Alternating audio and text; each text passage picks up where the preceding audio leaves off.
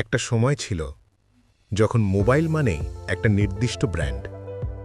Design ছিল সাধারণ, কিন্তু প্রভাব ছিল বিশাল। আজকের এই ভিডিওতে আমরা দেখব 2000 সাল থেকে 2026 পর্যন্ত মোবাইল ফোন ইন্ডাস্ট্রি ঠিক কিভাবে বদলে গেছে। 2000 সালের শুরুতে বিশ্বজুড়ে মোবাইল মানেই ছিল নোকিয়া। সহজ ডিজাইন, দীর্ঘস্থায়ী ব্যাটারি আর বিশ্বাসযোগ্য কোয়ালিটি, এই তিনটে জিনিসই নোকিয়াকে বানিয়েছিল বাজারের অবিসংবাদিত রাজা।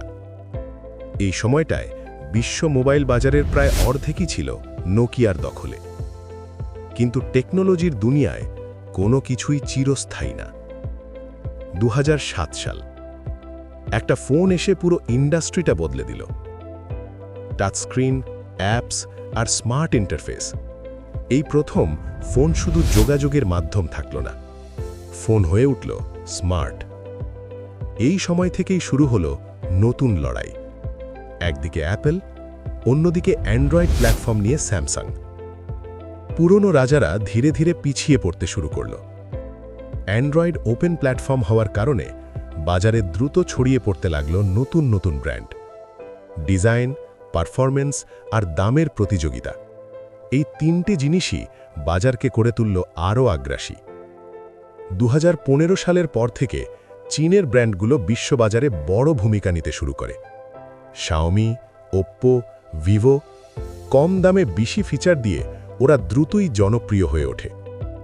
2026 সালে এসে স্যামসাং আর অ্যাপল এখনও শীর্ষে আছে, কিন্তু খুব কাছাকাছি অবস্থানে রয়েছে শাওমি আর রিয়েলমির মতো ব্র্যান্ডগুলো।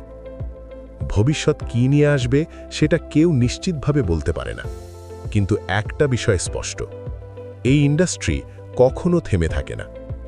টেকনোলজির দুনিয়ায় একটাই নিয়ম সবসময় কাজ করে, যে বদলায় না সে হারায়। তোমার কাছে কোন ব্র্যান্ডের উত্থানটা সবচেয়ে চমকপ্রদ লেগেছে? কমেন্টে জানাও।